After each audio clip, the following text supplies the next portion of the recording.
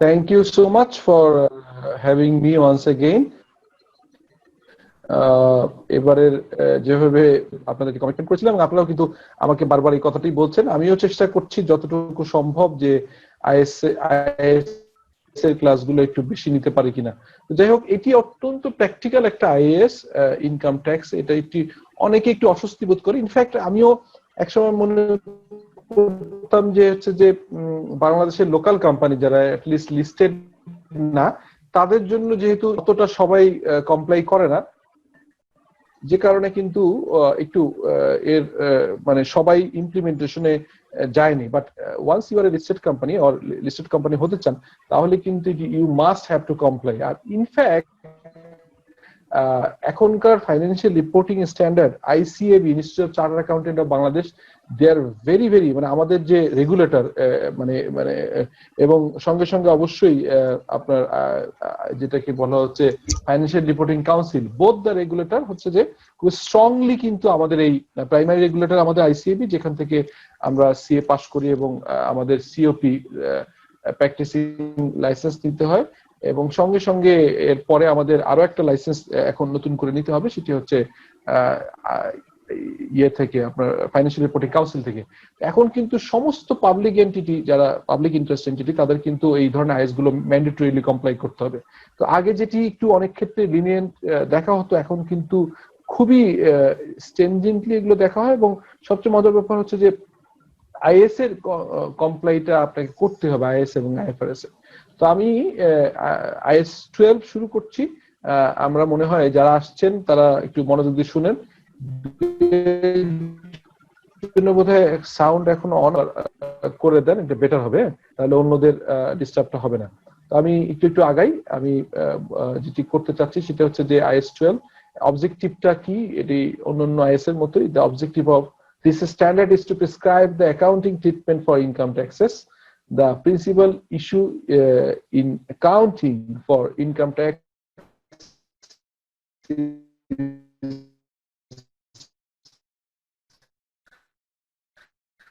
how to account for the current, এভাবে যদি বুঝাই সেটি হচ্ছে আমরা বুকস অফ অ্যাকাউন্টস মেইনটেইন করি হচ্ছে মূলত আইএস এবং আইএফআরএস অনুযায়ী, এবং আমাদের internal accounting manual, accounting policy, accounting guideline অনুযায়ী।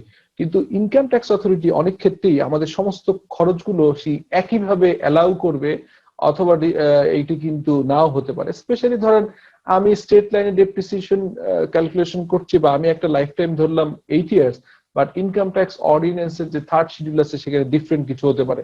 লেটস সে আমি একটা অ্যাসেটের ডেপ্রিসিয়েশন করছি 20%, সেটি হয়তো ইনকাম ট্যাক্স অথরিটি অ্যালাউ করছে 15%, অথবা আমি 15% করছি, ইনকাম ট্যাক্স অথরিটি আপনাকে অ্যালাউ করছে 20%। সেরকম অনেকগুলো বিষয় হতে পারে, যেটিকে বলা হয় যে টেম্পোরারি ডিফারেন্স। তার মানে আপনাকে উদাহরণ দিলে ক্লিয়ারলি বোঝানো যাবে, বাট এক কথা এখন বলে রাখছি যে আমরা যে বুকস অফ অ্যাকাউন্টস মেনটেন করি, তার সঙ্গে ইনকাম ট্যাক্স অথরিটি স্পেশালি ডিসিটি যখন অ্যাসেস করে, তার যে অ্যাসেসমেন্টের পরের কিছু ডিফারেন্স, টেম্পোরারি ডিফারেন্স যে তৈরি হয়ে যায়, সেই টেম্পোরারি ডিফারেন্স গুলো, পার্মানেন্ট ডিফারেন্সকে এখানে অ্যাড্রেস করা হয় না, টেম্পোরারি ডিফারেন্স গুলোকে রিকনসাইল করার যে প্রসেস, সেটি হচ্ছে আইএস 12। আমরা একটু আগাই, স্কোপটা তো আমরা জানি। This standard shall be applied in accounting for income tax, যেটা বলছি, for the purpose of this standard income tax including all domestic and foreign taxes which are based on taxable profit. এটি তো বুঝাই যে taxable profit অনুযায়ী। Income taxes also include taxes such as withholding taxes, যেটাকে আমরা TDS বা AIT বলি, which are payable by a subsidiary, associate or joint arrangement or distribution to the reporting entity.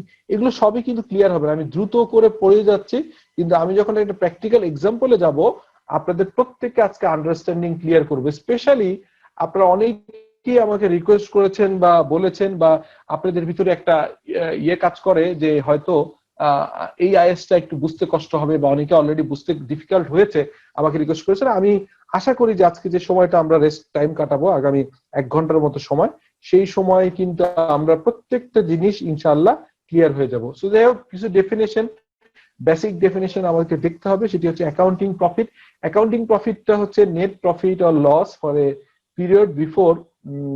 আমার মনে হয় ইন্টারনেটটা একটু ডিস্টার্ব করছে, শোনা যাচ্ছে তো আমাকে? না, লুইন বা অন্যরা কেউ একজন বলতেন। স্যার শোনা যাচ্ছে। Okay okay fine fine. তো যেটা বলছিলাম যে অ্যাকাউন্টিং প্রফিট হচ্ছে net profit or loss for a period before deducting tax expense. Tax expense deduct করার পরে আগে যে প্রফিটটা সেটা অ্যাকাউন্টিং প্রফিট বলা হয়। তাহলে সংজ্ঞা থেকেই বোঝা যাচ্ছে net profit or loss for a period, এটা সাধারণত 1 বছরই হয়, before deducting income tax tax expense, এটা বোঝা যাচ্ছে। আচ্ছা, ট্যাক্সেবল প্রফিট এটি হচ্ছে অ্যাকাউন্টিং প্রফিট, যেটি হচ্ছে আমার বুকস অফ অ্যাকাউন্টস এ যে আছে।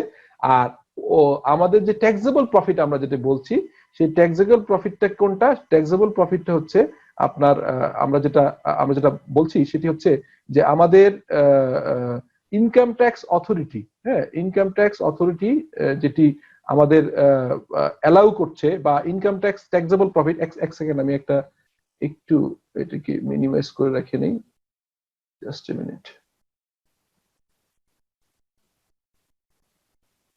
আচ্ছা, আমরা যেটা বলছিলাম সেটি হচ্ছে যে অ্যাকাউন্টিং প্রফিট তো বুঝলাম, ট্যাক্সেবল প্রফিট হচ্ছে or tax loss, the profit or loss for a period determining in accordance with the rules established by the taxation authority upon which the income taxes are payable and recoverable। তার মানে আপনি কি করছেন, আমি এখানে যেটা বলার চেষ্টা করি সেটি হচ্ছে যে আপনার ইনকাম ট্যাক্স অথরিটির যে ট্যাক্স ক্যালকুলেশন, সেই অনুযায়ী যে ট্যাক্সেবল প্রফিট, সেটি ইনকাম ট্যাক্স অথরিটি যেভাবে ট্যাক্সকে আমার ফাইন্যান্সিয়াল স্টেটমেন্টকে অ্যাসেস করবে, সেই বেসড অন দিস অ্যাসেসমেন্ট যে প্রফিট আসবে সেটাকে ট্যাক্সেবল প্রফিট বলা হয়। আচ্ছা, tax expense or tax income, এটা হচ্ছে যে the aggregate amount included in the determination of profit or loss for the period in respect of current tax and deferred tax। Current tax আর deferred tax, এটি দুটি part, এটা আমি clear করব আপনাদের প্রত্যেকটা জিনিস। আসলে সংজ্ঞাটা এখন চট করে বলে যাই, আপনারা মাথায় রাখেন, শীটটাও পেয়ে যাবেন, কিন্তু এর থেকে বেটার হবে হচ্ছে আমি যখন প্র্যাকটিক্যাল এক্সাম্পলে যাব জিনিসগুলো ক্লিয়ার আরো বুঝতে পারবেন। তো যাই হোক, এখানে যেটি বলার চেষ্টা করছিলাম সেটি হচ্ছে যে কারেন্ট ট্যাক্স। তো কারেন্ট ট্যাক্স হচ্ছে, সরি আমি একটু শারীরিকভাবে অসুস্থ, আপনাদেরকে বলেছিলাম ইউরিক অ্যাসিডটা বেড়েছে, একটু প্রবলেমে আছি, বাট স্টিল আই মানে কন্টিনিউ উইথ ইউ ফর, যেহেতু সময়টা কম, আমাদের সেশনটা এবার শুরু হয়েছে একটু দেরি করে, কোভিড এর কারণে অনেক চ্যালেঞ্জ ছিল। তো আমি নিজে অনেক ক্লাস নিচ্ছি, এবং আপনাদেরকে দেখেছেন যে আগের সেশনে বুক রিভিউ সেশনটা করলাম, এটিও আমি চেষ্টা করছি আপনাদেরকে আগামী একটা বছর, আমার একটা প্ল্যান যে আপনাদের সাথে ক্লাসের শেষে হয়তো 1-2 মিনিট নিয়ে কথা বলবো, সেটি হচ্ছে কিভাবে আপনাদের সাথে আমি পার্টিকুলারলি লেগে থেকে আপনাদের একটু পজিটিভলি কয়েকটা জায়গায় কন্ট্রিবিউট করতে চাই। এনিওয়ে, যেটি বলছিলাম যে current tax, the amount of income tax payable or recoverable in respect of taxable profit, যেটি হচ্ছে কারেন্ট ট্যাক্স। তাহলে কি আসলো, যে আপনার ট্যাক্সেবল প্রফিট আসবে সেটিকেই হিসাব করে আপনার যে ট্যাক্সটা আসবে কারেন্ট ট্যাক্স বলা হয়। কারেন্ট ট্যাক্স মানে হচ্ছে যে আপনি যখন ইনকাম স্টেটমেন্টের শেষে যখন ইনকাম থাকবে, সেই ইনকামের উপর যে ট্যাক্সটা আসবে সেই ট্যাক্সটাকে কারেন্ট ট্যাক্স বলা হয়। এটি আরো ক্লিয়ার হবে না আপনার প্রত্যেক। ডেফার্ড ট্যাক্সটা কোনটা? Deferred tax is a accounting measure used to match the tax effect of transaction with their accounting impact and thereby produce less distorted result। তার মানে যদি খুব ইজি ভাষায় বুঝিয়ে বলি, আমি শুরুতেই যেমনটি বলছিলাম সেটি হচ্ছে যে আমি লেটস সে এখানে রবি আছে, লেটস সে রবি অথবা XYZ, রবির কথাই বলি, সে একটি কোম্পানিতে চাকরি করে আমি জানি। তো লেটস সে সেই কোম্পানির ফাইন্যান্সিয়াল স্টেটমেন্ট তৈরি করছে রবি। তো রবি এখানে সেলস দিচ্ছে, তারপরে তার COGS এর পরে একটা গ্রস প্রফিট থাকছে, গ্রস প্রফিটের পরে আদার অপারেটিং এক্সপেন্স চার্জ করছে, চার্জ করার পরে net profit before interest and tax আসছে, তারপর হচ্ছে ইন্টারেস্ট চার্জ করার পর নেট প্রফিট বিফোর ট্যাক্স আসছে, তারপরে ট্যাক্স ক্যালকুলেশন করছে। এটি তো রবির বুকস অফ অ্যাকাউন্টসে। কিন্তু ইনকাম ট্যাক্স অথরিটি যেখানে রিটার্ন সাবমিট করি আমরা, অনারেবল ডিসিটি, সেই ডিসিটি আবার কি করবে? অ্যাসেসমেন্টটা করবে। অ্যাসেসমেন্ট করলে আমাদের বুকস অফ অ্যাকাউন্টসে আমরা যেসব খরচগুলো দেখিয়েছি তার কিছু কিছু চাইলে ডিসঅ্যালাউ করতে পারে, আবার এক্সেস অ্যালাউ করতে পারে। এই যে আমাদের বুকস অফ অ্যাকাউন্টস এবং ডিসিটির ক্যালকুলেশনের ভিতরে যে গ্যাপটা আসলো, এই গ্যাপটাকে মিনিমাইজ করার জন্য আমরা এই ডেফার্ড ট্যাক্স আসে। ঠিক আছে, বোঝা গেছে এবার কথাটা? এই পর্যন্ত কেউ কোনো বুঝতে অসুবিধা আছে? কেউ একজন বলতেন একটু। কে বলছেন এটা? আশিক। আমরা আরেকবার আমি বলছি, কিন্তু এটা আসলে ওই উদাহরণটা যাওয়ার আগে আসলে একটু কঠিন বলা কঠিন, বিকজ আমরা আসলে এই জিনিসগুলো সবার কাছে অত্যন্ত নতুন। এই কারণে তারপরে আমি আরেকবার বলছি, সেটি হচ্ছে অ্যাটলিস্ট আশিক আপনারা বা যারা কাজ করেন নিশ্চয়ই জানেন যে বুকস অফ অ্যাকাউন্টস, আমাদের কোম্পানির অ্যাকাউন্ট ফাইন্যান্সিয়াল স্টেটমেন্ট তৈরি করার রেসপন্সিবিলিটি কার? এটি কি বাইরের অডিটরের নাকি ট্যাক্স অথরিটি না কার, এটাকে বলতে পারবেন? কোম্পানি ম্যানেজমেন্টের।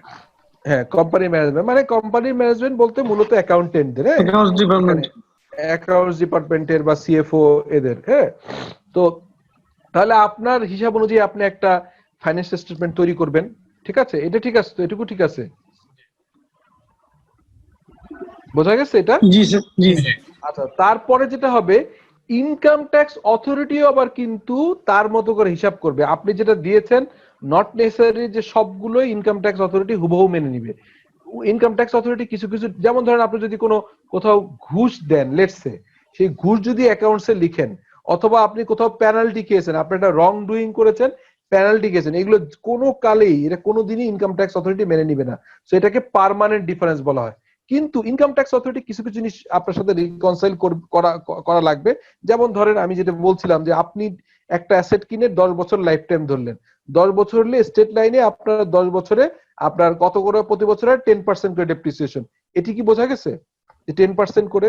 কিন্তু ইনকাম ট্যাক্স অথরিটি যদি বলে যে না, এই অ্যাসেটের লাইফ টাইম 5 বছর হবে, তো 5 বছর হলে মানে থার্ড শিডিউল, ইনকাম ট্যাক্স অথরিটির একটা বুকস আছে, ইনকাম ট্যাক্স অর্ডিন্যান্স 1984, এবং তার সঙ্গে আপনার ওই ইনকাম ট্যাক্স অর্ডিন্যান্সের সঙ্গে কতগুলো শিডিউল আছে, 1 থেকে 6 নম্বর শিডিউল।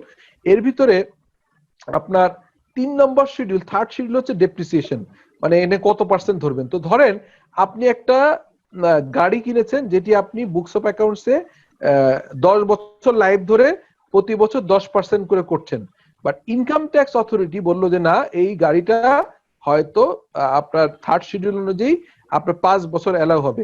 5 বছর যদি স্টেট লাইন হয় তাহলে হয়তো হচ্ছে আপনার হচ্ছে 20% করে, কিন্তু ইনকাম ট্যাক্স অথরিটি কিন্তু ওখানে এইটাকে বলে হচ্ছে declining method, double declining method বলে।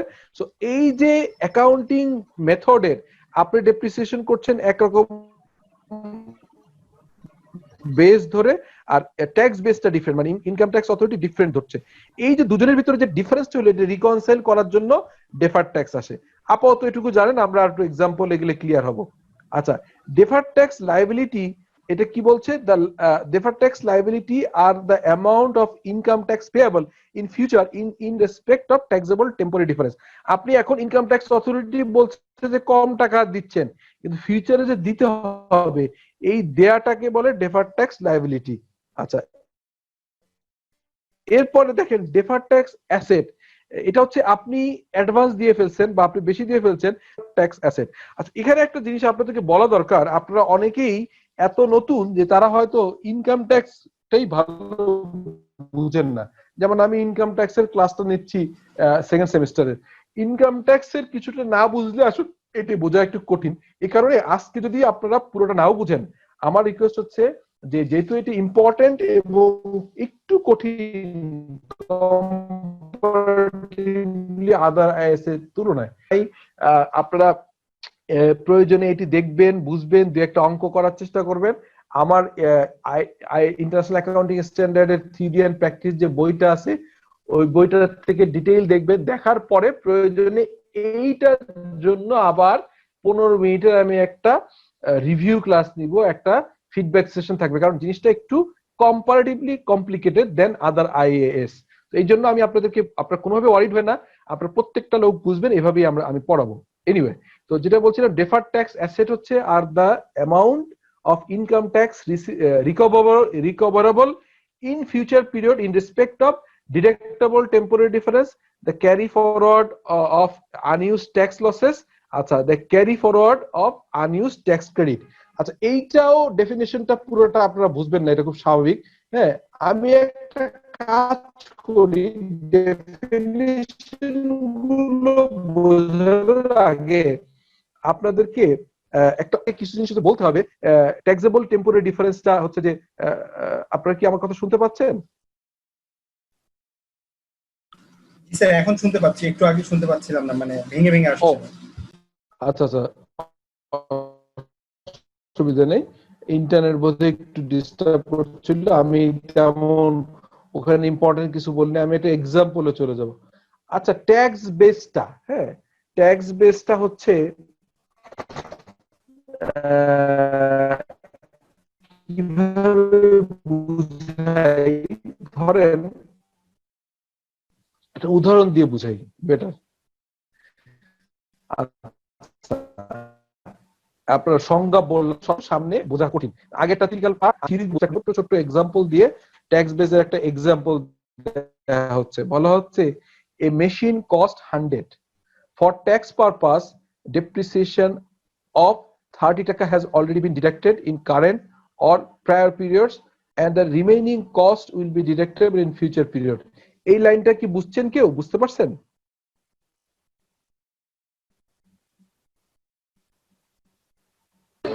না স্যার। এটা বুঝেন নাই? জি স্যার। কে না বললেন কে? স্যার আমি স্যার তেজা। হ্যাঁ, সাইমন? না না স্যার, বুঝেছি এটা। বুঝছেন না? আচ্ছা, আমি আরেকবার বলি, এই জন্য আমি বলতে চাচ্ছি কি এটা ক্লিয়ার হইতে হবে, এই জন্য নাহলে যাওয়া যাবে না। এখানে আমি বলছি যে এ মেশিন কস্ট, একটা মেশিন কিনেছেন যার হচ্ছে কস্ট 100 টাকা। আচ্ছা, income tax authority, for tax purpose মানে হচ্ছে ইনকাম ট্যাক্স অথরিটি আপনাকে অ্যালাউ করেছে, ধরেন এই বছর এবং গত 2 বছর, ধরলাম আমি তর্কের খাতে ইজি করি, যে একটা মেশিন কিনেছেন 100 টাকা, তার স্ক্র্যাপ বা সেলভেজ ভ্যালু নাই, তার মানে 10 বছরে 10 টাকা 10 টাকা করে 10 বছরে 100 টাকা নীল হয়ে যাবে। তো অলরেডি তর্কের খাতিরে ধরে নিচ্ছি যে 3টা বছর পার হয়ে গেছে, তো 3 বছর পার হলে ইনকাম ট্যাক্স অথরিটি আপনাকে ডেপ্রিসিয়েশন অ্যালাউ করেছে এই বছরে 10 আর গত 2 বছরে 10 10 20, মোট 30 টাকা অলরেডি ডেপ্রিসিয়েশন অ্যালাউ করছে। বলছে for tax purpose depreciation of 30 has already been deducted in current and prior period, মানে এই বছর এবং আগের 2 বছর, remaining cost will be deductible in future periods, এবং বাদ বাকি 70 টাকাও আগামী 7 বছরে ডেপ্রিসিয়েশন হবে। আচ্ছা, either as depreciation or through a deduction of disposal, either আপনি এটাকে আগামী 7 বছর ইউজ করে প্রতি বছর 10 10 10 করে ডেপ্রিসিয়েশন চার্জ করবেন, অথবা যদি মেশিনটা আপনি বিক্রি করে দিতে চান তাহলে ডিসপোজ করে এখানে টাকা আসবে। আচ্ছা, revenue generated by using the machine is taxable, এই যে মেশিনটা যে ইউজ করতেছেন না, এটা তো ইনকাম হবে, এই ইনকামটা ট্যাক্সেবল। আর any gain or disposal of the machine will be taxable and any loss on disposal will be deductible on tax purpose। তার মানে এখানে দেখেন বলছে যে একটা মেশিন কিনেছিলেন 100 টাকা, অলরেডি ডেপ্রিসিয়েশন চার্জ করা হয়েছে 30 টাকা, তাহলে আজকে book value according to the tax authority 70 টাকা। এই 70 টাকা দুটো অপশন হতে পারে, একটা অপশন হচ্ছে আগামী 7 বছর এই মেশিনটা ইউজ করবেন, করে আপনি 7 বছরে জিরো হয়ে যাবে মেশিনের ভ্যালু, আর এই ইউজ করে আপনি রেভিনিউ জেনারেট করবেন, মেশিন তো আপনি প্রোডাকশনে কাজে লাগবেন, সেই প্রোডাকশনটা মার্কেটে সেল করবেন। তার মানে আইদার আপনি এখানে প্রোডাকশন করে প্রোডাক্ট তৈরি করে সেল করে রেভিনিউ রিয়ালাইজ করবেন, অথবা মেশিনটা আপনি সেলও করে দিতে পারেন। সো সেল করতে গেলে কি হয়, ডিসপোজাল বলে, এই ডিসপোজাল করতে গেলে লসও হতে পারে লাভও হতে পারে। এই কথাটা কি সবাই বুঝছেন কিনা এই পর্যন্ত বলেন তো? জি স্যার। স্যার বুঝতে পারছি। বুঝতে পারছি, জি স্যার, বুঝতে পেরেছি। ঠিক আছে, থ্যাংক ইউ। তাহলে জি স্যার, ডিসপোজাল মানে আমি মানে সেল করলে লাভ বা লস মানে কোন কোন সিনারিওতে হতে পারে স্যার, মানে কোন সিনারিওতে লাভ হতে পারে, কোন সিনারিওতে লস হতে পারে? আপনার বুক কে বলছেন কথাটা? স্যার আমি আক্তার স্যার। আক্তার, আপনি একটা মেশিনের বুক ভ্যালু আছে 70 টাকা, তো যদি আপনি 80 টাকা বিক্রি করেন তাহলে 10 টাকা গেইন হবে, আর 70 টাকা বুক ভ্যালু আছে বিক্রি করলেন 60 টাকা বা বিক্রি করলেন 50 টাকা, তাহলে 20 টাকা লস হবে। তার মানে আপনি বুক শপে যে 100 টাকার মেশিন 30 টাকা অলরেডি ডেপ্রিসিয়েশন চার্জ করে ফেলছে according to the income tax, এখন এই 70 টাকাটা 70 টাকা বিক্রি করলে কোনো গেইনও হবে না, লস হবে না, এটা ডিসপোজাল এট এই বুক ভ্যালু। কিন্তু কোশ্চেন হচ্ছে যে ডিসপোজেবল এট বুক ভ্যালু, কিন্তু যদি এমন হয় যে আপনার 70 টাকাটা 80 টাকা বিক্রি করছেন তাহলে 10 টাকা গেইন, 70 টাকাটা 90 টাকা বিক্রি করছেন তাহলে 20 টাকা গেইন, আর যদি 70 টাকাটা যদি 60 টাকা বিক্রি করেন, 70 টাকাটা 50 টাকা বিক্রি করেন তাহলে 20 টাকা লস। এবার একটা বুঝেছেন? জি স্যার, বুঝেছি স্যার। আচ্ছা, তাহলে এই যে 70 টাকা আজকে আছে, এই 70 টাকাকে বলা হচ্ছে, এই 70 টাকা বলা হচ্ছে ট্যাক্স বেস। তাহলে ট্যাক্স বেসটা কি এবার বোঝা গেছে কিনা?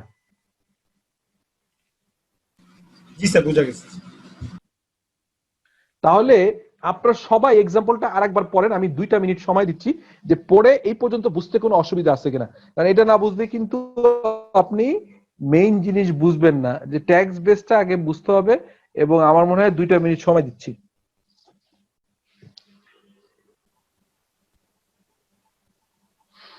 আমার মনে হয় ঠিক আছে, আমরা পরে আগাই। হ্যাঁ, এবার কিন্তু সরাসরি অঙ্কে চলে গেছি। এবার ওই ট্যাক্স বেসটা যদি বুঝি আমরা, তাহলে এবার অঙ্কে আসি। অঙ্কর প্রথম অঙ্কটা একটা একটা করে, আমরা কোনো মাথা গরম করব না, কারণ জিনিসটা ইম্পর্টেন্ট। আমরা কোনোভাবেই কোনো দুশ্চিন্তা করব না, সিম্পলি যা বলি এটা বোঝার চেষ্টা করি।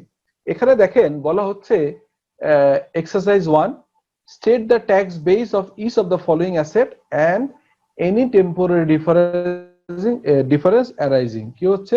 বলা হচ্ছে যে এ মেশিন কস্ট 10,000 টাকা and has a carrying amount of 8,000 টাকা। তাহলে কেউ একজন বলেন এটি কি বোঝাচ্ছে, বলেন তো, আমাকে একজন ব্যাখ্যা করবেন কেউ? এটা স্যার অ্যাকাউন্টিং মেথড, এটা স্যার বাদ দেওয়া হয়েছে, 8000 আনা হয়েছে। ডেপ্রিসিয়েশন 20,000 টাকা অলরেডি চার্জ করা হয়ে গেছে। ডেপ্রিসিয়েশন মানে থ্যাংক ইউ। প্রথম কথা বললো তালহা। না স্যার, আমি। বললো কি কে? সাইমন।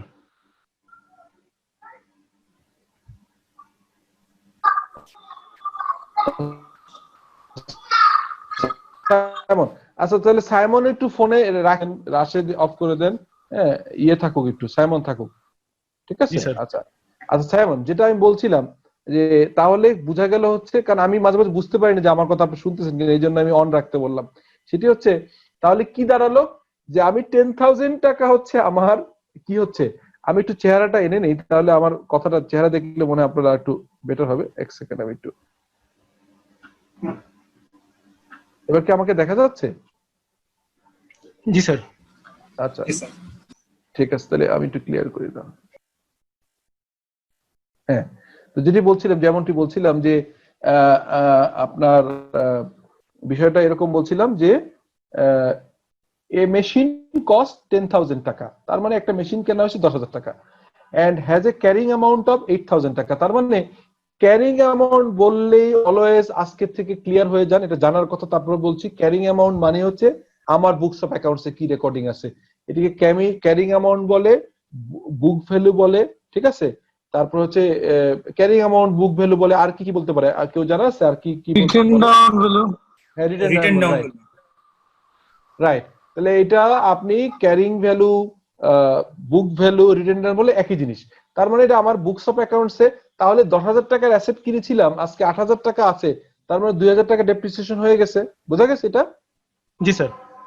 তাহলে আমার বুকস অফ অ্যাকাউন্টসে 2,000 টাকা ট্যাক্স ডেপ্রিসিয়েশন আমি অলরেডি, মানে আমার বইতে আমি অলরেডি কি করেছি, 2,000 টাকা ডেপ্রিসিয়েশন চার্জ করছি।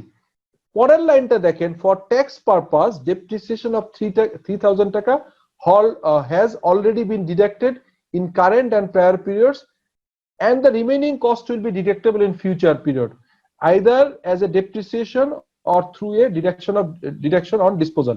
Revenue generated by using the machine is taxable, or any gain or disposable of the machine will be taxable on and any loss on disposable will be deductible for future purpose. আচ্ছা, যাই হোক না কথা, এটা পরে বুঝি। আগে বলেন যে আমার ক্যারিং অ্যামাউন্ট কত বলেন তো এখানে? 8,000। আর আমার ট্যাক্স বেস কত? 7,000। কি বললেন এটা, সাইমন? জি স্যার। আচ্ছা, তাহলে অন্যরা কি একমত? সাইমন ঠিকই বলেছে, ফ্যান্টাস্টিক। জি একমত। এই তো মাশাআল্লাহ, আপনারা সবাই এখন বুঝবেন। আমার কিন্তু এটাই হচ্ছে আমার চাওয়া, যে আমি চাই যে ছোট্ট ছোট্ট করে এক্সাম্পল দিব, কিন্তু না বুঝে কেউ যেতে পারবে না। তাহলে একটা জিনিস বোঝা গেল, একটা কঠিন কনসেপ্ট সংজ্ঞা পড়ে বোঝা যায় না, কিন্তু আমরা ঠিকই বুঝে ফেলছি যে ক্যারিং অ্যামাউন্ট মানে carrying amount, written down value অথবা বুক ভ্যালু যাই বলুক না কেন, যেটি হচ্ছে একটা অ্যাসেটের আমার বইতে কত টাকা আছে। আচ্ছা, এখন ইনকাম ট্যাক্স অথরিটি বলতেছে যে আপনার 3,000 টাকা ডেপ্রিসিয়েশন অ্যালাউ করছে, তার মানে তার ট্যাক্স বেস হচ্ছে 7,000 টাকা। এখন এখানে কিন্তু 3,000 টাকা অ্যালাউ না করে সরাসরি বলতে পারতো যে ট্যাক্স বেস 7,000 টাকা, একই কথা। যদি বলে 3,000, আবার আমাদেরও বলতে পারতো যে মেশিন কিনেছি হচ্ছে 10,000 টাকা, বাট 2,000 টাকা ডেপ্রিসিয়েশন আমি চার্জ করছি, 2,000 টাকা চার্জ করলে বুক ভ্যালু 8,000 টাকা, আর 3,000 টাকা অ্যালাউড করছে ডেপ্রিসিয়েশন, তার মানে 7,000 টাকা ট্যাক্স বেস, আর ট্যাক্স বেস বললে বুঝতাম যে 3,000 টাকা হয়ে গেছে। সো একই জিনিস, ভাইস ভার্সা। ক্লিয়ার তো না?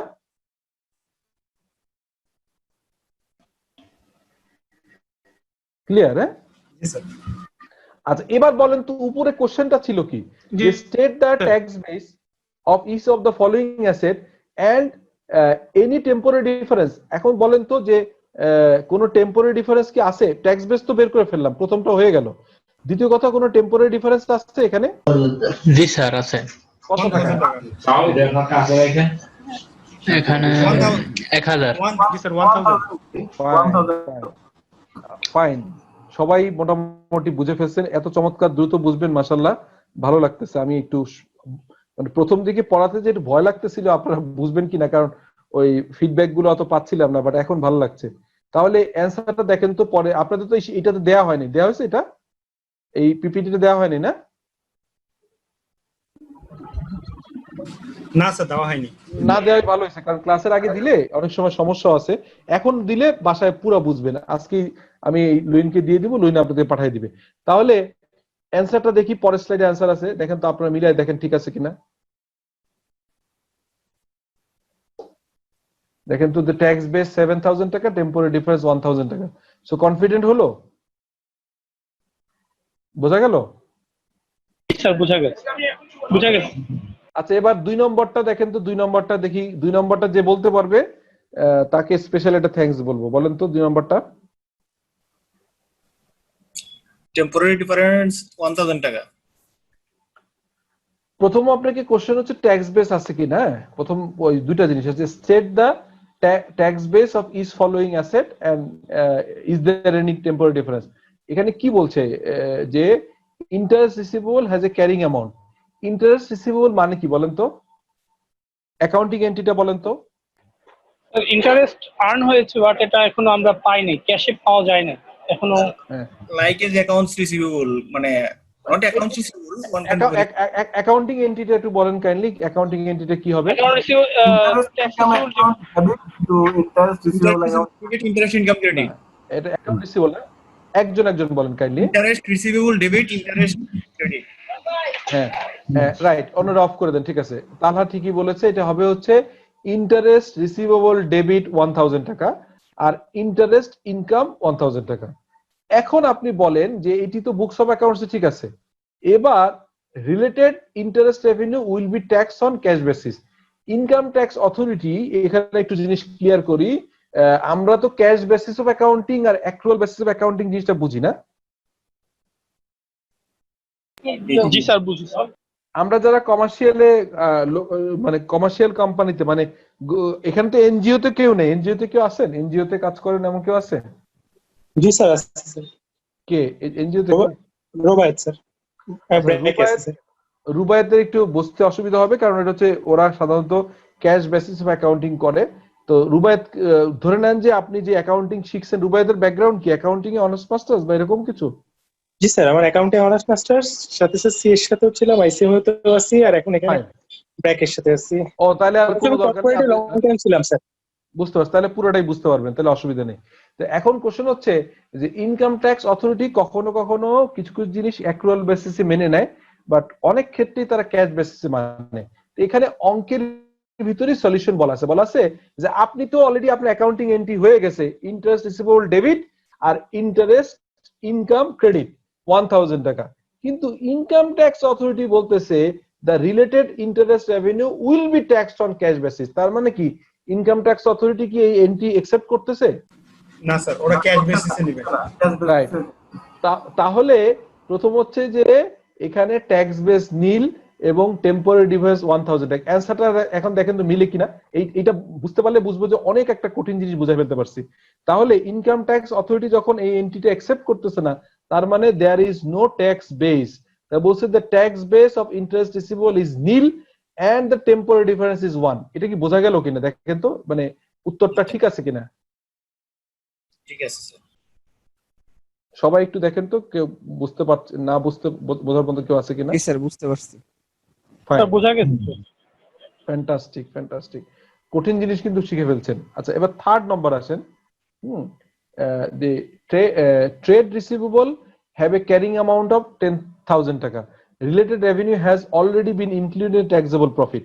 তারপর এখন বলেন তো যে এই যে প্রথম এন্টিটিটা trade receivable have a carrying amount of 10,000 টাকা, এন্টিটিটা কি বলেন তো? এন্টিটিটা কি হবে অ্যাকাউন্টিং এন্টিটিটা? Account receivable debit, cash credit, sales credit. Right, account receivable debit, sales credit. তো এটা আমরা বুঝলাম, ফ্যান্টাস্টিক। মানে আপনাদের আমি অত্যন্ত মন থেকে দোয়া করছি যে আপনারা জিনিসগুলো বুঝতেছেন এবং ইউ আর সো সিরিয়াস। এটা ভালো লাগলো, কারণ অনেকেই আমি দেখেছি অনেক সিনিয়র লোকজনও এটা বুঝতে একটু সময় লেগে যায়, বাট আপনারা খুব দ্রুত, যেহেতু আমিও খুব স্লো যাচ্ছি, আমি অল্প পড়বো কিন্তু এটা কঠিন জিনিস আমি মাথায় নিয়ে নিব। আচ্ছা, এরপরে বলেন তো নেক্সট লাইনটা, the related revenue has already bin included in the taxable profit. তার মানে কি ইনকাম ট্যাক্স অথরিটি এই এন্টিটিটা মেনে নিছে কি নেয় নাই সেটা বলেন। মেনে নিছে। যদি মেনে নেয় তাহলে কি কোনো ট্যাক্স বেস আছে কি না এটার? নাই স্যার। ট্যাক্স বেস আছে কিন্তু টেম্পোরারি ট্যাক্স বেস এক্স্যাক্টলি। মানে আমার অ্যাকাউন্টিং বেসও আছে, ট্যাক্স বেসও আছে, ঠিক আছে, কিন্তু there is no difference because দুইজনই যখন অ্যাকসেপ্ট করে নিচ্ছে তখন আপনার কোনো, দেখেন প্রথমটা কি হচ্ছিল, আমি বলতেছি আমি আবার একটু ব্যাক করি, এক নম্বরে বলি, আমি বলতেছি আমার অ্যাসেটের ক্যারিং অ্যামাউন্ট 8,000 টাকা, ইনকাম ট্যাক্স অথরিটি বলতেছে 3,000 টাকা তোমার অ্যালাউ করছি ডেপ্রিসিয়েশন, তো আমার ট্যাক্স বেস 7,000 টাকা।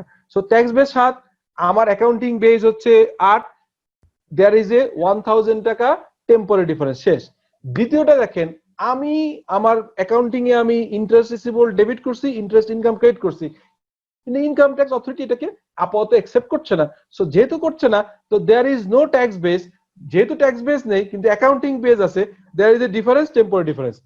থার্ডটা দেখেন যে আমিও মেনে নিচ্ছি, ইনকাম ট্যাক্স অথরিটি মেনে নিচ্ছে, তাহলে ইনকাম ট্যাক্সের জন্য ট্যাক্স বেস 10,000 টাকা, আমার অ্যাকাউন্টিং বেস হচ্ছে 10,000 টাকা, যেহেতু দুটো মিলে গেছে, there is no temporary difference. Clear?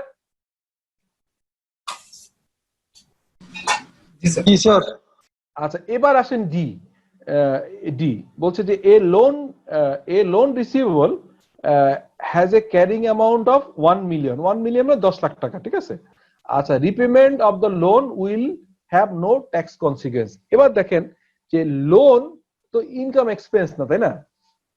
এবং এমন তো না যে অ্যাসেটের ডেপ্রিসিয়েশন হবে, লোন তো লাইবিলিটি, লোন কোনো ইনকাম স্টেটমেন্টে কোনো ইম্প্যাক্ট আছে? লোনের কোনো ইনকাম স্যার যদি ইন্টারেস্ট হয় তো ইন্টারেস্টে ইম্প্যাক্ট আছে, কিন্তু লোনের তো ইম্প্যাক্ট নাই।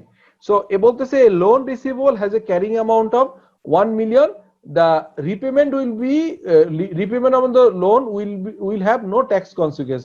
যেহেতু কোনো ট্যাক্স কনসিকুয়েন্স নাই, তার মানে কি আমরা ইজিলি বলতে পারি যে আসলে কি এটা অ্যানসারটা ডিফারেন্স নাই। রাইট। সো বলতেছে যে the tax base of the loan is একই, আমার অ্যাকাউন্টিং বেস তো ট্যাক্স বেস নাই, নো টেম্পোরারি ডিফারেন্স। এটা বোঝা গেছে কিনা? ফোর্থটা বুঝলেন কিনা? জি স্যার, বুঝছি। তার মানে আমিও লোন দেখাচ্ছি, ইনকাম ট্যাক্স অথরিটি লোন দেখাচ্ছে, কিন্তু এর কোনো ট্যাক্সের ইম্প্যাক্ট নাই, সো নো টেম্পোরারি ডিফারেন্স। যদি আমরা সবাই এটা খুব চমৎকার করে বুঝে যাই তাহলে আমরা পরেরটায় যাব, কারণ অলরেডি আপনি ইনকাম ট্যাক্সের এই যে আইএস এর এত কঠিন জিনিস অনেকেই খুব কঠিন মনে করে। ইনফ্যাক্ট আমার কাছেও যখন আমি পড়েছি আজ থেকে প্রায় 17 বছর আগে প্রথম পড়েছি, তখন কিন্তু আসলে এইভাবে আমিও বুঝি নাই। অনেস্টলি বলতেছি যে আপনারা তার থেকে অনেক বেটার বুঝেছেন, এবং আমি চেষ্টা করেছি একটু ইজি করে বোঝাই দেওয়ার জন্য।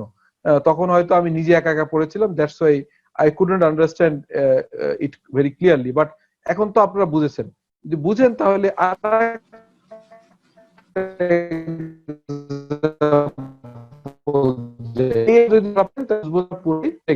আপনি কেউ একজন 1 নম্বরে অ্যান্সারটা বলেন, আপনি কে অ্যানসার করতে চান? একজন মাইক অন করবেন কাইন্ডলি। কে কথা বলতে চান?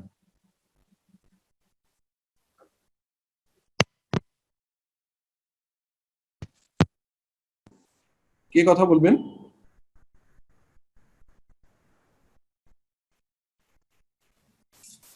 সরি, আমার সাউন্ডটা বোধহয়। কে কথা বলবেন কাইন্ডলি?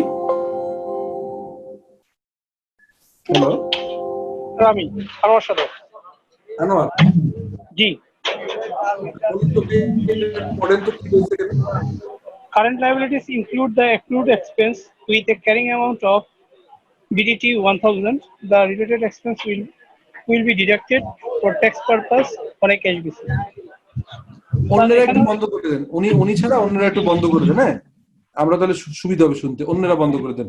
তাহলে কি বলছে তার কথাটা বোঝা গেছে? সে বলছে যে কারেন্ট, আচ্ছা প্রথমে চাচ্ছে কি, আমরা আগে কোশ্চেনটা দেখি। কোশ্চেনটা বলছে যে state the tax base of each of the following liability and any resulting temporary difference. তো একই রকম তো বলছে current liability included accrued expense with a carrying amount of 1000 টাকা। ক্যারিং অ্যামাউন্ট মানে কি একটু আগে বলেছিলাম, মনে আছে আপনাদের? কে একজন বলবেন? জি sir, books of account sir. Right, Sohag বলছেন বোধহয়। তাহলে এবার বলেন the related expense will be deducted for tax purpose on a cash basis. তার মানে কি ইনকাম ট্যাক্স অথরিটি কি এটা মেনে নিচ্ছে কি নেয় নাই? স্যার মেনে নেয়। মানে আমার অ্যাকাউন্টিং এন্ট্রি কি হচ্ছে, লেটস সে অ্যাক্রুড এক্সপেন্স মানে এক্সপেন্স ডেবিট এক্সপেন্স পেয়াবল, এটা ঠিক আছে? ঠিক আছে কিনা? জি স্যার, ঠিক আছে। কিন্তু ইনকাম ট্যাক্স অথরিটি মেনে নিচ্ছে না। তাহলে কি ট্যাক্স বেস আছে কি না এখানে? ট্যাক্স বেস নাই। আচ্ছা, তাহলে টেম্পোরারি ডিফারেন্স আছে? 1000 আছে। দেখেন তো অ্যানসার ঠিক আছে কিনা, আমি আপনাদেরকে দিয়ে চেক করাচ্ছি। হয়েছে? বুঝছেন? জি স্যার, ঠিক আছে। চমৎকার, মানে আমার খুব ভালো লাগলো, আপনারা অনেক দ্রুত জিনিসটা বুঝে ফেলছেন। হ্যাঁ, এবার 2 নম্বরটা আমি কিছু হেল্প করবো না, আপনারা সলভ করবেন। কে করবেন একটু বলেন, কারণ সবাই একবার মাইক অন করলে শুনতে অসুবিধা হয়। একজন বলেন কে কথা বলবেন। স্যার আমি বলবো স্যার। হ্যাঁ, তাল্লা বলেন please. Current liabilities include interest revenue received in advance with a carrying amount of BDT 10,000. The related interest revenue was taxed on a cash basis. তাহলে এটা ট্যাক্স বেসিস আছে এবং আগে অ্যাকাউন্টিং এন্ট্রিটা বলেন তাল্লা, একটু একটু করে আমরা একটু ভেঙে ভেঙে, আমরা তো সবাই একটু নতুন করে ইন্টারেস্ট পড়ছি। Revenue received in advance. তাহলে ইন্টারেস্ট রেভিনিউ রিসিভড হলো ক্যাশ ডেবিট, ক্যাশ আর ইন্টারেস্ট রেভিনিউ ক্রেডিট। না হয়নি, sorry interest revenue, interest earned revenue, exactly earned revenue credit, unearned revenue credit. তাহলে আমরা অ্যাকাউন্টিং এন্ট্রিটা, আমি কিন্তু দেখেন একটু স্লো যাই, বাট একদম রুটে যেয়ে বোঝানোর চেষ্টা করি। তার মানে আমার এন্ট্রিটা কি হলো যে cash debit unearned revenue credit, ঠিক আছে? With the carrying amount of BDT 10,000 এর জন্য। আচ্ছা, তাহলে ক্যারিং অ্যামাউন্ট 10,000 বোঝা গেছে। এবার related interest revenue was tax on a cash basis. তাহলে কি বলেন তো যে ইনকাম ট্যাক্স অথরিটি কি এটাকে মেনে নিছে কি নেয় নাই? মেনে নিছে, কারণ তারা তো ইনকাম ট্যাক্স অথরিটি এক্ষেত্রে তো ক্যাশ বেসিস ধরতেছে, যেহেতু টাকা অ্যাডভান্স পেয়ে গেছেন। সো আপনি ইনকাম ট্যাক্স অথরিটি বলছে যে অলরেডি আপনার ইনকাম হয়ে গেছে। ইনকাম ট্যাক্স অথরিটি এই এন্ট্রিটা যদি তার বইতে অ্যাকাউন্টিং করতো, কি এন্ট্রি লিখতো বলেন তো, দেখি কে বলতে পারেন কিনা। তালাই বলেন। স্যার ইনকাম ট্যাক্স অথরিটি যদি ধরেন ওখানে একজন অ্যাকাউন্টেন্ট আছে, তো আপনার অ্যাকাউন্টিং যদি সে করতো, অ্যাকাউন্টিং এন্ট্রিটা দিত কি? ক্যাশ ডেবিট আর sir interest income credit sir tax. Right, যেহেতু ক্যাশ বেসিসে ফ্যান্টাস্টিক, আপনি বুঝেছেন। আমি আপনাকে একটু মানে বিপদে ফেলছিলাম, কিন্তু আপনি বুঝে ফেলছেন। সেটি হচ্ছে যে আপনি বলতেছেন cash debit unearned revenue credit, কিন্তু সে যেহেতু এটাকে ইনকাম হিসেবে রিকগনাইজ করছে, দ্যাটস ওয়াই মানে ইনকাম ট্যাক্স অথরিটি আপনার কাছ থেকে ট্যাক্স নিয়ে নিচ্ছে। অর্থাৎ তার এন্ট্রিটা কি? Cash debit revenue credit. তাহলে এবার বলেন যে এইটার কি মানে ট্যাক্স বেসটা কি, এবার বোঝা গেছে কিনা দেখেন তো। ট্যাক্স বেস আছে? ট্যাক্স বেস নাই, কিন্তু ডিফারেন্স আছে 10,000। কেন ট্যাক্স বেস নাই এটা বুঝতে পারছেন কিনা? ট্যাক্স বেস নাই কেন এটা বুঝতে পারছেন? ট্যাক্স বেস, জি স্যার, কারণ ট্যাক্স বেস নাই এই কারণে, কারণ ট্যাক্সে তো এটা কাউন্ট হয়ে গেছে স্যার। হ্যাঁ, ট্যাক্স, কারণ আমার অ্যাকাউন্টসে কি আছে দেখেন। ওর মানে আমি যদি বলি যে আমি এন্ট্রিটা দিয়েছি কি, আমি এন্ট্রি দিয়েছি হচ্ছে ক্যাশ ডেবিট, খেয়াল করেন। আমি এন্ট্রি দিয়েছি ক্যাশ ডেবিট আর ক্রেডিট করছি কি আনআর্নড রেভিনিউ। সো আমার বইতে একটা লায়াবিলিটি হয়ে গেছে না, লায়াবিলিটি। জি, কিন্তু ইনকাম ট্যাক্স অথরিটি এখানে অ্যাকাউন্টিং এন্ট্রিটা কি হয়েছে ক্যাশ ডেবিট রেভিনিউ ক্রেডিট, তো তার এখানে কোনো লায়াবিলিটি আছে? না নাই স্যার। যেহেতু লায়াবিলিটি নেই অতএব তার ট্যাক্স বেস নীল, কিন্তু ডিফারেন্স তো আছে। এক জায়গায় আপনি লায়াবিলিটি, আপনার বুকস অফ অ্যাকাউন্টসে লায়াবিলিটি আছে, ওর বইতে লায়াবিলিটি নাই, তো এখানে there is a difference. So এখানে কি হবে, ট্যাক্স বেস নাই কিন্তু টেম্পোরারি ডিফারেন্স 10,000 টাকা। সো আমার ওই তালহা তো আমার সাথে ছিল, অন্যরা বুঝছেন কিনা? তালহা ছাড়া অন্যরা বলেন এবার। জি স্যার, আমরা বুঝছি স্যার। স্যার আমি একটু শেয়ার করতে চাইছিলাম। এবার থার্ডটা আপনি বলেন, নাইম ভাই, নাইম সাহেব তিনটা বলেন, থার্ড নাম্বারটা আপনি বলেন। না, আমি একটা জিনিস একটু কনফার্ম হতে চাইছিলাম, সেটা হচ্ছে যে সেম আমার বুকস অফ অ্যাকাউন্টস এর ডাইরেকশন আর ইনকাম ট্যাক্স এর ডিসিটির অ্যাসেসমেন্টের ডাইরেকশন যদি সেম না হয় তাহলে টেম্পোরারি ডিফারেন্সটা হবে। মূল জিনিসটা এটাই। এক্স্যাক্টলি। এবং পার্মানেন্ট ডিফারেন্স হইলে আপনার এখানে আসবে না। যেমন ধরেন আপনি যদি কোথাও পেনাল্টি দেন, কোথাও ঘুষ দিচ্ছেন, এটি জীবনেও ইনকাম ট্যাক্স অথরিটি মেনে নেবে না, অতএব এখানে আসবেই না। ওইটাকে বলা হয় পার্মানেন্ট ডিফারেন্স। মানে অর্ডিন্যান্সে যেগুলো একদম কনফার্ম যে অ্যালাউবল মানে ডিসঅ্যালাউ করবে আমাকে, সেগুলো হচ্ছে পার্মানেন্ট ডিফারেন্স। এক্স্যাক্টলি। আর যেগুলো এখন করছে না পরে করবে, রাইট, হ্যাঁ জি, এগুলোকেই টেম্পোরারি ডিফারেন্স। এক্স্যাক্টলি। তাহলে জিনিসটা মাশাআল্লাহ আপনিও বুঝে ফেলছেন। সো এখন কেউ একজন থার্ড কে বলবে, থার্ডটা কে বলবে বলেন? তালহা ছাড়া কেউ একজন বলেন, ও যেহেতু একটা বলছে, থার্ডটা আরেকজন কে বলবে? সি।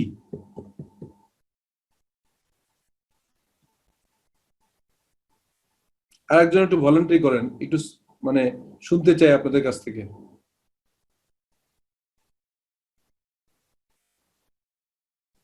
কেউ সাহস করছেন না?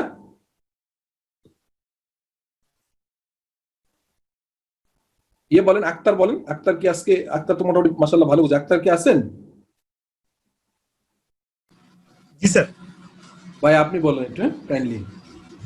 Sir, current liability including accrued expense with a carrying amount of 2000 BDT. The related expense has already been deducted for tax purpose.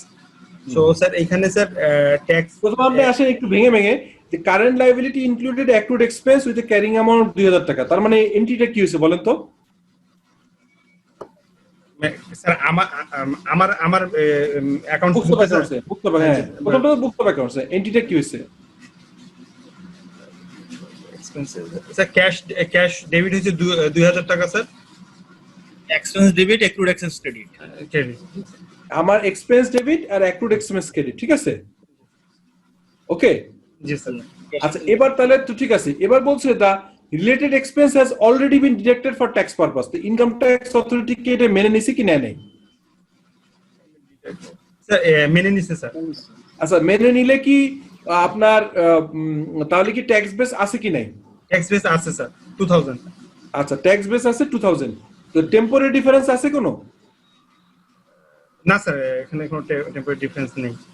Fine. আপনারা মাশাআল্লাহ অনেক দ্রুত আপনারা জিনিসটা শিখে ফেলছেন। তো আমি very very happy about you. মানে আমি অনেস্টলি বলি যে আজকে আপনারা যেভাবে সুন্দর বুঝেছেন, এবং জিনিসটা কিন্তু অত সহজ না, বাট আমি চেষ্টা করেছি একটু অন্য স্টাইলে বলার জন্য যাতে বুঝেন। তো এটা বোঝা গেছে? আমি অ্যানসার দিয়ে দিলাম, ট্যাক্স বেস হচ্ছে নাই কিন্তু কি আছে, ট্যাক্স বেস আছে কিন্তু টেম্পোরারি ডিফারেন্স নাই। এবার সরি একটু বেশি ক্লিক করে ফেলছি, লাস্ট ওয়ান, শেষটা এটাই তো ছিলাম না? হ্যাঁ লাস্ট ওয়ান বলেন।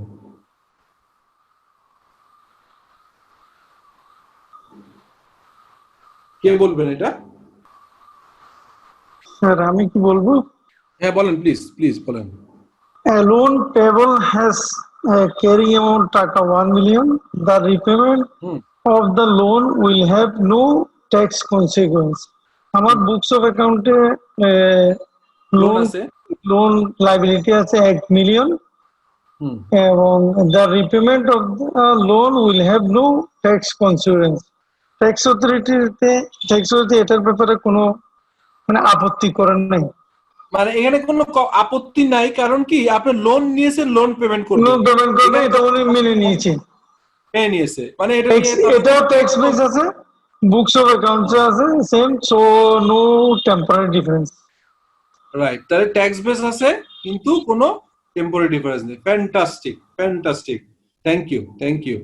তাহলে এবার যদি এটা বুঝেন, আমি সরাসরি একটা বড় কোম্পানির, একটা লিস্টেড কোম্পানির ইয়েতে যেতে চাই, নাকি আজকে যাব না, মানে আজকে একটু কঠিন, যেটুকু বুঝছেন যদি দুইটা হইতে পারে, আপনার যদি ধৈর্য থাকে তাহলে আমি যেতে পারি, আর না হলে নেক্সট দিন এটা করতে পারি। What do you think?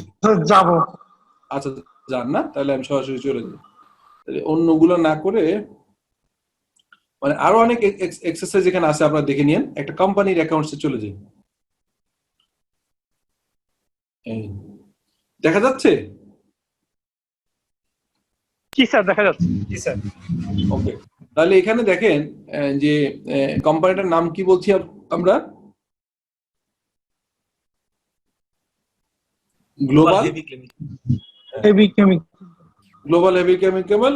এটা হচ্ছে 30 জুন 2019, মানে 20-এরটা তো এখনো সাবমিট করে নাই, 19-এরটা অ্যাকাউন্টস। এখানে দেখেন তো ডেফার্ড ট্যাক্সের ইস্যুটা কোথায় আছে দেখেন তো। 6 নন কারেন্ট লাইবিলিটি। নন কারেন্ট লাইবিলিটি। আচ্ছা, এখানে যদি নন কারেন্ট লাইবিলিটি হয়ে থাকে তাহলে এটা কি ডেফার্ড ট্যাক্স অ্যাসেট নাকি লাইবিলিটি, সেটা বলেন তো আমাকে কেউ একজন। লাইবিলিটি। সো 2018 সালে, রাইট, 2018 সালের জুনের 30 তারিখে এই লাইবিলিটি ছিল কত?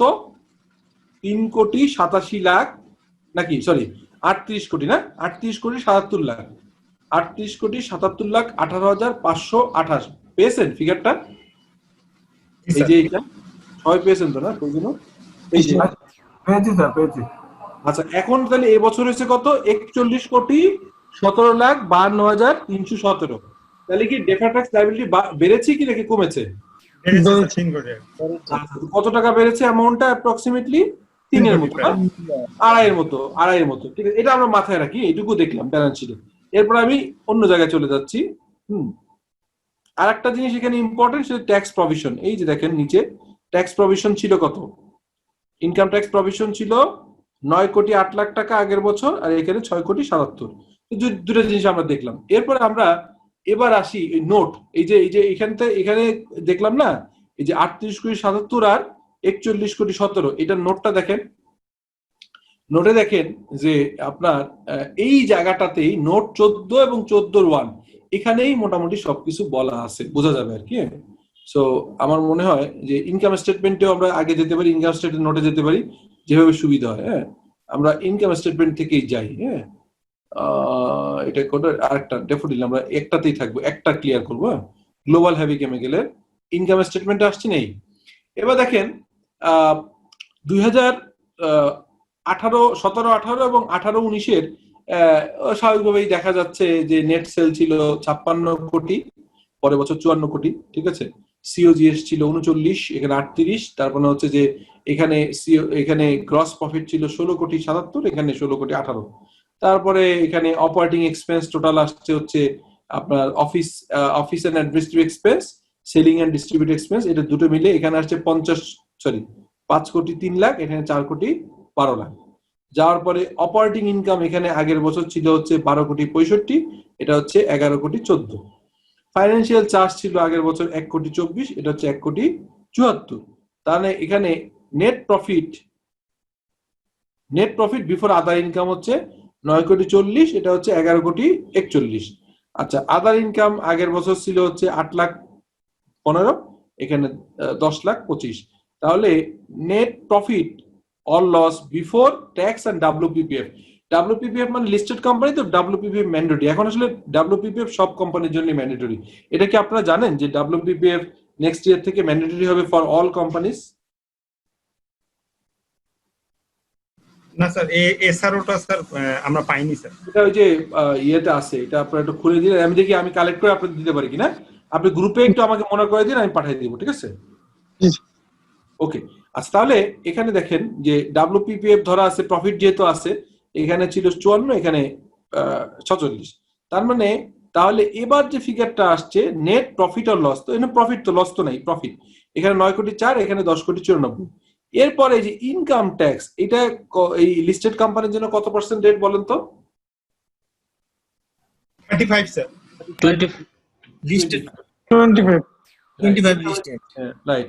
তো এখানে আপনার হচ্ছে যে এই চার্জ করার পরে আপনার কত আসলো, এইখানে আপনার এই দেখেন এইখানে এসে মূলত যেটা হয়েছে এই যে আপনার এইখানে যে ইনকাম ট্যাক্স এক্সপেন্স না, এইখানে দুটা ভাগ আছে, খেয়াল করছেন? নিচে আছে হচ্ছে 2,40,00,000 আর হচ্ছে 33 লাখ। এখানে হচ্ছে কত? 2,74,00,000। আর এখানে ছিল হচ্ছে কত? 1,31,00,000 আর 1,42,00,000। কত হয়েছিল? 2,73,00,000। এখন কোশ্চেন হচ্ছে যে এই জায়গাটাতেই মূলত আমাদের বুঝতে হবে, খেয়াল করছেন কিনা? এই জায়গাটা বুঝতে পারছেন কিনা?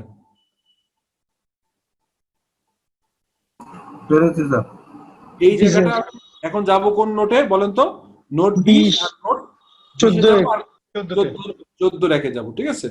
আচ্ছা, তো আমরা এখন কোনটায় যাই? একটা যে কোনো একটা আগে যে দেখি, এই যে 14 তে যাই। আচ্ছা, এবার দেখেন ওই যে দেখেন উপরে লেখা আছে deferred tax asset or liability, ঠিক আছে? আচ্ছা, উপরে দেখেন লেখা আছে written down value excluding land. Land কেন বাদ দেওয়া হচ্ছে? কেউ একজন বলবেন ল্যান্ড কেন বাদ দেওয়া হচ্ছে? ল্যান্ডে ডেপ্রিসিয়েশন হয় না এজন্য। এক্স্যাক্টলি, একদম পারফেক্টলি বলছেন। সেই কারণে কিন্তু বলা হচ্ছে written down value excluding land. Accounting base মানে কি বলেন? আমার বুকস অফ অ্যাকাউন্টস এ কত দেয়া আছে, তাই না? জি স্যার। আর নিচে কি লেখা? Written down value excluding land tax base. বোঝা গেছে? জি স্যার। এখন এই টেম্পোরারি ডিফারেন্স কত? 16,47,00,000। হ্যাঁ, এটা হচ্ছে আগের বছরে ছিল হচ্ছে 15,50,00,000, এবছরে 50 লাখ, 16,47,00,000। 16,47,00,000। তাহলে দেখেন যে আর রেট কত আমি বলছিলাম, লিস্টেড কোম্পানি রেট কত? 25%। মানে ডেফার্ড ট্যাক্স অ্যাসেটের ক্যালকুলেশনটা বোঝা গেছে? লায়াবিলিটি, এটা তো অ্যাসেট না লায়াবিলিটি, ঠিক আছে? অ্যাসেট হলে ব্র্যাকেটে থাকতো, ঠিক আছে? জি স্যার। আচ্ছা বলেন তো ডেফার্ড, আচ্ছা একটা কোশ্চেন বলেন তো, ডেফার্ড ট্যাক্স লায়াবিলিটি কেন হইলো অ্যাসেট না হয়ে? কেউ একজন আমাকে হেল্প করেন তো। আমার এখনো এই পরিমাণ ট্যাক্স দেওয়া বাকি আছে, বাকি দিতে হবে। আর যদি আমার অ্যাডভান্স দেওয়া থাকতো তাহলে ওটা আমার তখন স্যার অ্যাসেট ঘরে থাকতো। হ্যাঁ, ট্যাক্স বেসটা তো বেশি এখানে না, ট্যাক্স বেসের থেকে অ্যাকাউন্ট বেসটা বেশি, তাই না? এই কারণে, ঠিক আছে? মানে ইনকাম ট্যাক্স অথরিটি অলরেডি আপনাকে বেশি ডেপ্রিসিয়েশন অ্যালাউ করছে, ঠিক আছে? কিন্তু আপনি ভবিষ্যতে আপনাকে আরো বেশি ট্যাক্স দিতে হবে, এটাই তো? আচ্ছা, বুঝতে পারছেন? সো বলছে no deferred tax liability on revalued, মানে কোনো রিভ্যালুড নাই, এটা গেল। আচ্ছা, এবার দেখেন নিচেরটায় আসেন তো, যে কি বলছে? This represent provision is made for deferred tax income, হ্যাঁ, deferred income tax to pay future income tax liability for the temporary difference within their right. তাহলে কি হলো দেখেন তো, যে আমি আগের বছরেরটা এই যে এই কলামটা ভুলে যাই, কারণ আমরা তো আগের বছরের নেই, বাট আমরা তো এইটা তো জানি। এখানে কত ছিল বলেন তো? 17-18 কত ছিল? এখানে এই যে 38,77,00,000, তাই না? 38,77,00,000 বুঝতে পারছেন? এই যে 38,77,00,000 আর 18-19 কত? 41,17,00,000। 41,17,00,000 এই ফিগার দুটো বুঝতে পারছেন? জি স্যার। তার মানে নিচে তার এই দুটোর ডিফারেন্স কত? দুটোর ডিফারেন্স হচ্ছে 2,40,00,000। এই 2,40,00,000 বুঝছেন কিনা? আচ্ছা, এই 2,40,00,000 যদি বুঝেন তাহলে 2,40,00,000 বলা আছে provision made for income tax, ঠিক আছে? এটা একটু লাল কেউ দাগ দিয়ে না, তাহলে বোঝা যাবে না, আপনি অন্যরা কেউ বোধহয় নাড়াচ্ছেন, দাগ পড়ে যাচ্ছে। এনিওয়ে, তো এই 2,40,00,000 কি বুঝে ফেলছেন? 2,40,33,779 কিভাবে আসলো?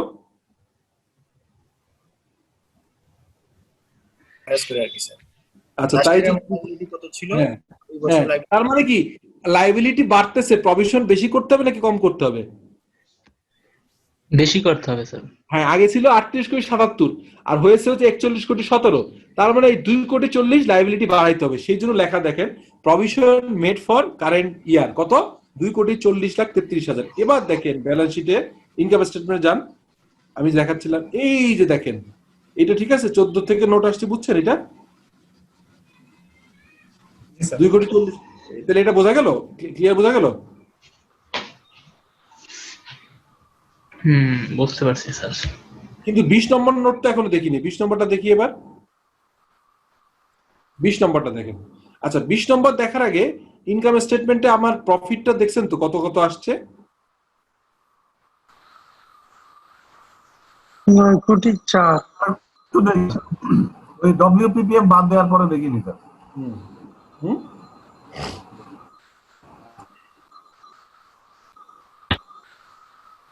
আমার এখানে দেখেন আপনার 20 নম্বর নোটে দেখেন ওপেনিং ব্যালেন্স কত ছিল, প্রভিশন ফর ট্যাক্স ও ইয়ে কত, আপনার আগের বছরের ব্যালেন্স শিট দেখেন তো কত ছিল?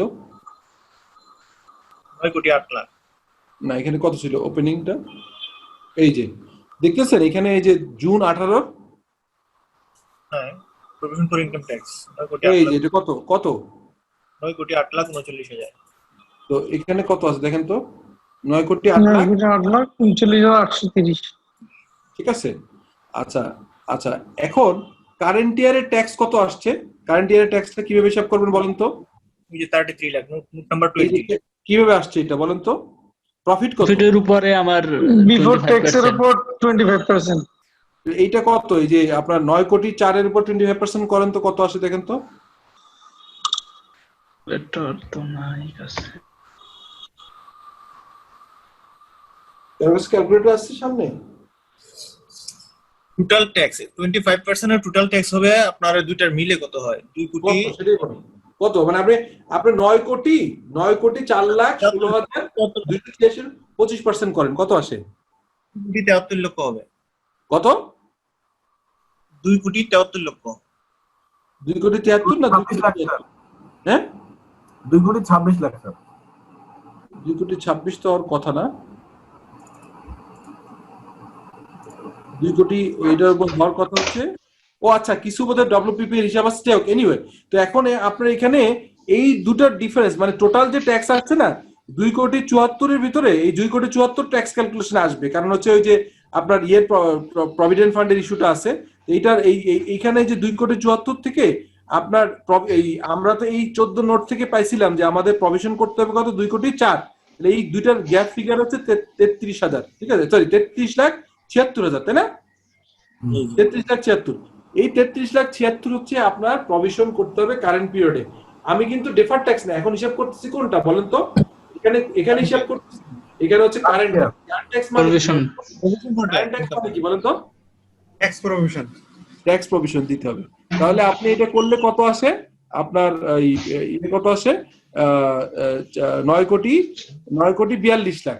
আচ্ছা 9,42,00,000 এর ভিতরে দেখবেন 2,64,00,000 একটা লেস অ্যাডজাস্টমেন্ট কারেন্ট অ্যাসেসমেন্ট ইয়ার। কেন অ্যাডজাস্টমেন্ট হলো বলেন তো? 2,64,00,000 কিভাবে পেলাম? এই 2,64,00,000 ফিগারটা কোত্থেকে পেলাম বলেন তো? পেমেন্ট হয়ে গেছে অথবা পেমেন্ট থেকে অ্যাডজাস্ট হয়েছে। এই বছর পেমেন্ট করছে স্যার 17 টিকে একদম আপনাদের মাশাআল্লাহ আপনারা তাহলে কিছুটা ট্যাক্স অলরেডি কাজ করেন। এই টাকাটা হচ্ছে কি অলরেডি আপনি অ্যাসেসমেন্টের বেসিসে আপনি দিয়ে ফেলছেন ওই বছরে। হ্যাঁ ট্যাক্স 17 টিকে দিয়ে দিয়েছি, পেমেন্ট করছি। রাইট, তার মানে ক্লোজিং ব্যালেন্স হবে কত? 6,77,00,000 ঠিক আছে, 6,77,00,000। এখন দেখেন ব্যালেন্স শিটে এসে এই যে দেখেন 6,77,00,000 ঠিক আছে। সো জিনিসটা আসলে অত সহজও না। তো আমি আপনাদেরকে যে আজকে চাচ্ছিলাম না আবার শেয়ার করতে, অলরেডি আমরা প্রায় 1 ঘন্টার মতো ক্লাস নিয়ে ফেলেছি। তো আপনারা আগের যে ট্যাক্স বেস এবং অ্যাকাউন্টিং বেস দেখে আমি একটু আমার ইয়েটা অন করে নেই এক সেকেন্ড। ট্যাক্স বেস এবং অ্যাকাউন্টিং বেস দেখে যে আপনারা যে জিনিসটা প্রথমে শিখলেন হ্যাঁ সেটার বেসিসে অলরেডি একটা ব্যালেন্স শিট দেখালাম। তো আমি এটাকে লুইনকে বলি আপনাদেরকে দিয়ে দিক, হ্যাঁ দেওয়ার পরে আপনারা জিনিসটা আর একবার দেখেন। আমার মনে হয় নেক্সট ক্লাসে আমার আইএস ক্লাস যখনই হবে তখন এটি নিয়ে আরো 10টা মিনিট ডিসকাস করতে হবে। সো আর বাই দিস টাইম এই যে লিস্টেড কোম্পানির যে কাজটা করলাম এটি তো দেখবেনই, সম্ভব হলে এখানে আরো একটা উদাহরণ দেওয়া আছে, অথবা আপনি যে কোনো লিস্টেড কোম্পানি ফাইন্যান্সিয়াল স্টেটমেন্ট দেখলেই কিন্তু পেয়ে যাবেন ঠিক আছে। আমি রিকোয়েস্ট করবো যে আপনারা একবার দেখেন অন্যগুলো।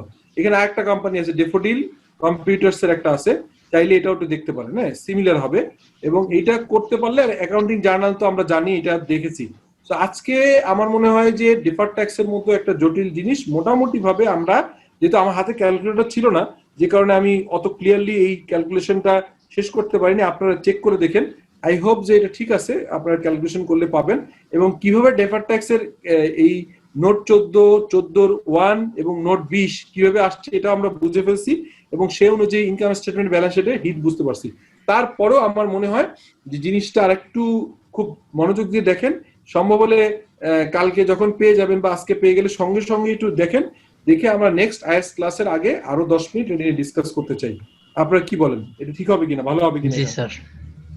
ওকে, আমার মনে হয় অলরেডি আজকে একটা সেশন নিলাম হচ্ছে বুক রিভিউ, দ্যাট ইজ হচ্ছে আমাদের যে থিঙ্ক অ্যান্ড গ্রো রিচ এর উপরে আমার প্রায় 40 মিনিটের সেশন ছিল, আর অলমোস্ট আরেকটা সেশন হলো। সো অলরেডি আমরা আজকে ওয়ার্কিং ডে 2 ঘন্টা সেশন নিলাম। Thank you for being with me. আমরা ইনশাআল্লাহ নেক্সট আবার যে সেশনটা দেখা হবে সেটা হয়তো আইএস 7 নিয়ে হবে। আইএস 7 এর সঙ্গে সঙ্গে আমরা এটির একটু ফলো আপটা দেখে নিব। তো সেই পর্যন্ত আপনারা ভালো থাকবেন। Thank you. আসসালামু আলাইকুম।